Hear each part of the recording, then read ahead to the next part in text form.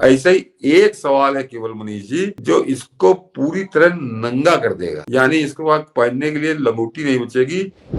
एक सवाल ऐसा है कि जो बड़ी ईमानदार पत्रकारिता का बताता है और बताता मेरे पेट पे लात मार दी गई, तो ये आदमी महा बेईमान। जैसे राजनेताओं में केजरीवाल, पत्रकारों में रवीश कुमार, ये है दोनों की जोड़ी। इन लोगों को लगता है कि वे खास समुदाय के लिए बना रहे हैं, खास कुछ देश के लिए बना रहे हैं, और एजेंडा अब यहाँ लोगों को मूर्ख बना रहे हैं।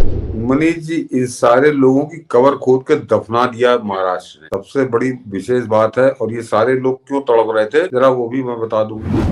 एनडीटीवी था ही, और इससे एक सवाल में मेरा है, जिस दिन इस पे अलग से करूंगा। जैसे मैंने उस दिन पूछा था ना कि ये तुम लोगों को इंटरव्यू आज तक क्यों नहीं दिया, ऐसा ही एक सवाल है केवल मनीष जी, जो इसको पूरी तरह नंगा कर देगा, यानी इसके बाद पहनने के लिए लंगोटी नहीं बचेगी। एक सवाल ऐसा है कि जो बड़ी ईमानदार पत्रकारिता का बताता है और बताता मेरे पेट पे लात मार दी गई, तो ये आदमी महा बेईमान। जैसे राजनेताओं में केजरीवाल, पत्रकारों में रवीश कुमार, ये है दोनों की जोड़ी। वो उसके बराबर कोई आपको चालबाज, धूर्त, दगाबाज, ढोंगी नहीं मिलेगा। वो बिल्कुल वही आप इसका है। और वो सामने वीडियो में आपने इसकी दलाली, इसकी दोगलई सब आपने देख ली। और कमाल की बात देखिए कि लाखों लाख लोग देख रहे हैं इसको। इन लोगों को लगता है कि वे खास समुदाय के लिए बना रहे हैं, खास कुछ देश के लिए बना रहे हैं, और एजेंडा अब यहाँ लोगों को मूर्ख बना रहे हैं। लेकिन कायदे से कई बार लगता है कि सब सदमे में है, महाराष्ट्र के परिणाम के साथ सदमे में है। महाराष्ट्र के परिणाम के साथ ये पूरा खैराती गैंग कैसे सदमे में है, इन सब के सरगना को आप सुनिए जरा सा। ध्रुव राठी को प्लानिंग क्या बनाया था इन लोगों ने। आपको याद होगा सोनिया की मनमोहनी सरकार जब थी तो सोनिया ने किचन कैबिनेट बनाया था। वैसे ही किचन कैबिनेट के लिए ध्रुव राठी ने क्या प्लान दिया था सोनिया गांधी को, जरा देखिए। शुरुआती कदम के तौर पर 3 महीने के अंदर अंदर जैसे ही नई सरकार बनेगी महाराष्ट्र में, इन लोगों को अप्रोच किया जाए और अगर ये सहमत हो तो इन्हें कंसल्टेंट के तौर पर सरकार में अपॉइंट किया जाए। इन लोगों की मदद से महाराष्ट्र की नई सरकार 6 महीने के अंदर अंदर एक डिटेल्ड एक्शन प्लान बनाए और जब वो तैयार हो तो जनता के सामने रखा जाए और मैं भी उसे पब्लिसाइज करने में मदद करूंगा। मुझे उम्मीद है अगर महाविकास आघाड़ी की सरकार बनती है इलेक्शंस के बाद तो वो इसको लेकर आश्वासन देंगे। मैं और मेरे साथ महाराष्ट्र की जनता इंतजार करेंगे। आप लोग तब तक अपनी तरफ से वोट करना मत भूलिए और इस वीडियो को इतना शेयर कीजिए ताकि ये महाराष्ट्र के कोने कोने तक पहुंच जाए। अब वक्त है ग्राउंड लेवल पर चेंज देखने का। हमारा देश, हमारा लोकतंत्र, हमारी डिमांड। देखिए इसका देश भी है, ये देश छोड़ के भागा हुआ है, जर्मनी का नागरिकता लिए हुए भारत पर साजिश कर रहा है, और हमारा देश, हमारा लोकतंत्र की बात करके ठगी कर रहा है। मनीष जी, इस सारे लोगों की कबर खोद कर दफना दिया महाराष्ट्र ने, सबसे बड़ी विशेष बात है। और ये सारे लोग क्यों तड़प रहे थे, जरा वो भी मैं बता दूं। ये हुए पाड़ा हुए, सनसनीबाज हुए। ये एक तथ्य जो हम लोग वो कल तो वैसे ही लंबा हो गया था हम लोग का, कि ये क्यों इतना परेशान है, ये क्यों चाह रहे थे कि यहाँ पे कांग्रेस की सरकार दोबारा बन जाए और शरद पवार की बन जाए। एक किस्सा याद दिलाई देता हूँ, तो बहुत मिनट हो गए हम लोग को, कि याद करिए। अभी मेरे ख्याल से साल और पहले का किस्सा है मनीष जी, कि थाने जिला, महाराष्ट्र थाना एक तरह से मुंबई है, मुंबई से लगा हुआ है, उसको जिला बना दिया गया है। कि थाने के बोरीवली गांव का एक गांव था, और वहां के गांव पे एनआईए ने पूरे देश में एक साथ 44 जगहों पे छापे मारे थे। उसमें से एक छापा उस गांव में मारा था, और आपको मालूम है उस गांव का नाम बदलकर उन्होंने अलशाम कर दिया था। अलशाम का मतलब है ग्रेटर सीरिया। और वहां पर हिंदुस्तान के बनाए कानून नियम नहीं चलते थे। वो गांव के अंदर जो भी उनका आदान प्रदान होता था वो शरीयत के हिसाब से चलते थे, और वहां पर आईएसआईएस का झंडा वो रखते थे अपने पास। आईएसआईएस का वो पूरा गांव हो गया था। कौन रहता था बताने की जरूरत नहीं है। और जब वहां पर बरामदगी हुई थी उस गांव में, मेरे ख्याल से लोगों को याद आ गया होगा मैं किस किस्से की बात कर रहा हूँ, साल भर हुआ होगा मेरे ख्याल से। और जब वहां से बरामदगी हुई थी तो उसमें मिसाइल लॉन्चर तक उसके वहां मिले थे, ड्रोन मिले थे। और वो जो प्लान बना रहा था वो 50 ड्रोन से पूरी मुंबई पे अटैक करने का वो प्लान तैयार कर रहा था बोरीवली में बैठ के।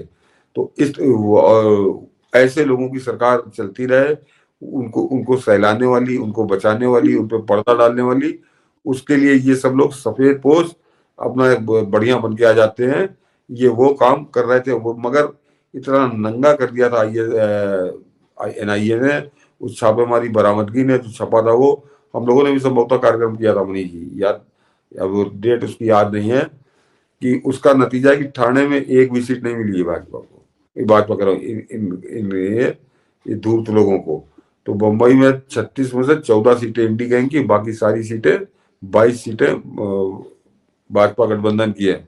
और वो 14 भी इसलिए हैं क्योंकि बाल ठाकरे का वो घर है, तो बाल ठाकरे से जो बहुत एकदम बड़े उससे जुड़े हुए थे, उनकी वजह से वो पा गए, अन्यथा सफाया कर दिया है वहां से। तो ये लोग उन्हीं लोगों को दोबारा लाने के लिए तड़प रहे थे। सोच लीजिए कितने समाजघाती, कितने देशघाती लोग हैं। और इस ध्रुव राठी की जरा दोगले ही बता दूं मनीष जी, ये ध्रुव राठी हिंदुस्तान के प्रधानमंत्री को बैठा बैठा दुनिया भर के देता है, लेकिन जिस जर्मनी में रहता है उस जर्मनी ने बाकायदे खुलासा ऐलान करके कहा है कि हम अपने यहाँ से जो मुसलमान हैं, जैसे अपने रोहिंग्या वगैरह इस टाइप के जो अप्रवासी मुसलमान हैं, इन सबको हम खदेड़ेंगे।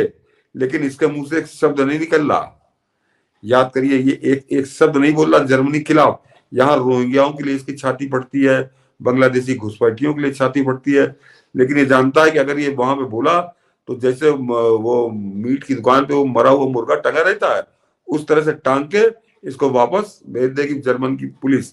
तो ये इतना डरता है इसके ऊपर, क्योंकि हिंदुस्तान की कोई कार्रवाई नहीं कर रहा, इसलिए ये लगा हुआ है। तो ये इनका दोगला चरित्र है कि उस जगह पे वहां मुसलमानों के लिए इसकी छाती नहीं फटती, इसकी छाती में दूध नहीं उतरता, यहाँ के लिए तड़पता है ये। तो इसको एक ही बात से मैंने नंगा किया कि ये इतना दोगला है ये। बिल्कुल। एक और वीडियो के साथ हम समापन करेंगे शो का। रघुनाथ राव जी कह रहे हैं कि अंडमान में काला पानी की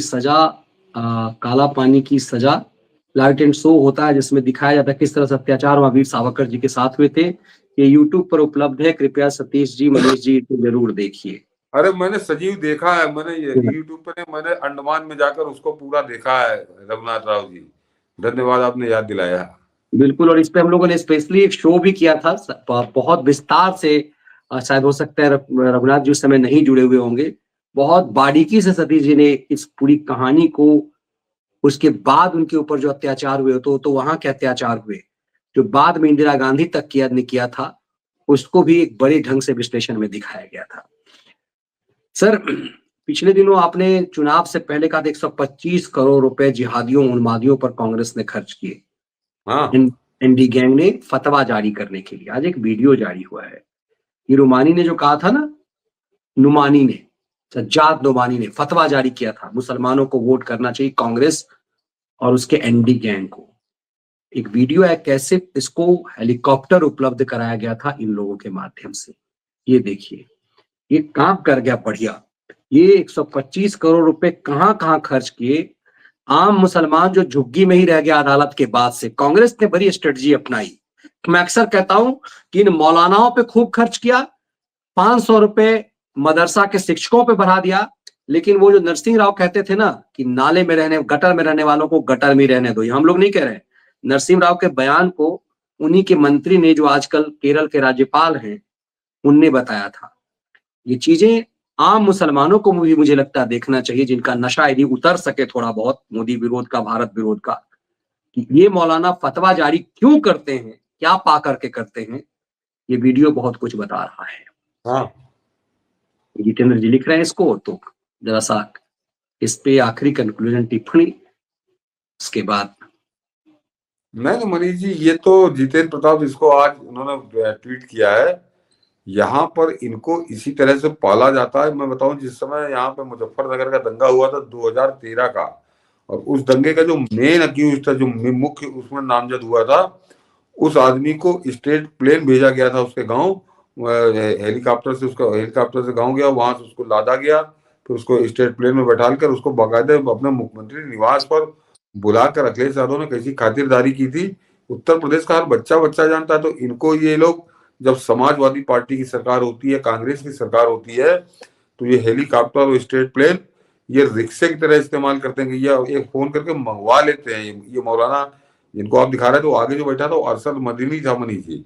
मुझको इस वीडियो में मुझको सज्जाद नोमानी नहीं दिखा, लेकिन वो और जो दिख रहे थे उसमें सबसे आगे बैठा था वो अरशद मदनी, जो महमूद मदनी का भाई है दारुल उलूम देवबंद का, और जो आतंकवादियों के हर जगह मुकदमे लड़ने चला जाता है।